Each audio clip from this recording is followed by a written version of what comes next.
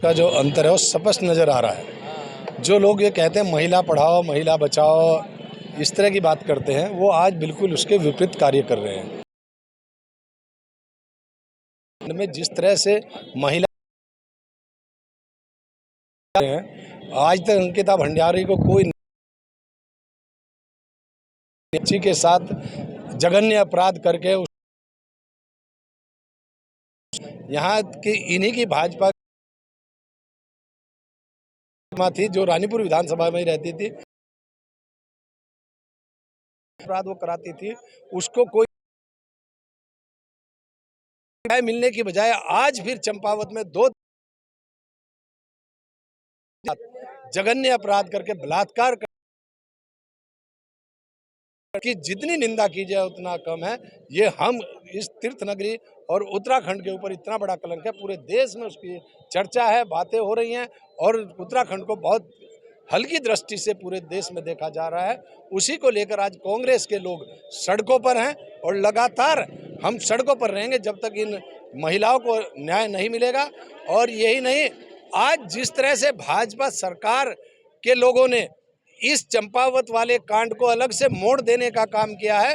कल आपने सुना होगा, उन पर जिस पिता ने उसकी कंप्लेन की थी, थाने में तहरीर दी थी, आज उससे ही दबाव डालकर या जिस तरह का भी जो भी इन्होंने माहौल बनाया, लालच देकर या जिस तरह से भी उन पर दबाव बनाया, वो दबाव देकर आज उनके बयान जो बदलने का काम किया है, इससे जघन्य अपराध, इससे गलत बात कुछ भी नहीं हो सकती।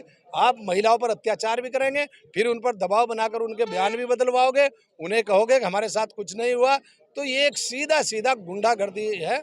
और ये जिस तरह की गुंडागर्दी महिलाओं के साथ, आम जन के साथ इस प्रदेश में हो रही है, इसे कांग्रेस किसी भी तरह से बर्दाश्त करने वाली नहीं है। और कांग्रेस इसके लिए सड़कों पर उतर गई है और लगातार कल भी हमने हरिद्वार में एक पुतला फूंक कर प्रदर्शन करके कार्यक्रम किया इसी बिंदु को लेकर। आज शिवालिक नगर विधानसभा जो रानीपुर विधानसभा का पार्ट है उसमें किया है। और अभी थोड़ी देर बाद हम सब लोग ऋषिकुल मैदान पर पहुंच रहे हैं, वहाँ भी ये इस कार्यक्रम को किया जा रहा है।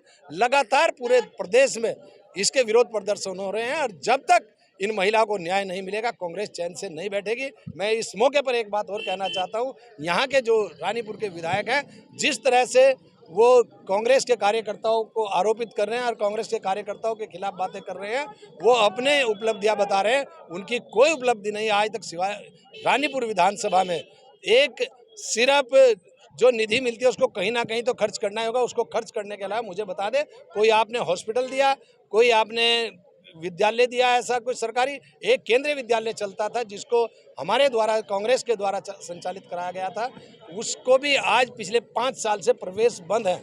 ये इनकी करनी और कथनी में फर्क है।